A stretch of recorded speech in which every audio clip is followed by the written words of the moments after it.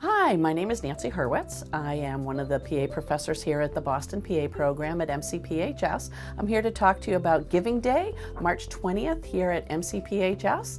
It is a one-time giving day where you can direct your donations directly to the MCPHS Boston PA program.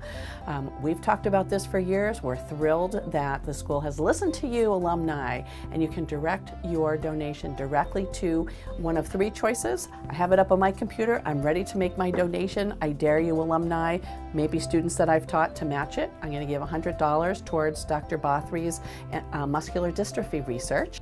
And if you're not a PA, you can donate to the program of your choice.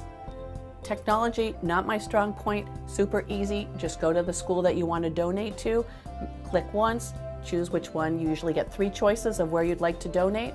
Let the program donate, give it to a student scholarship, give it to a special organization or event that the school would like to donate to for that particular program. Easy as 3 clicks and you're there. Thank you.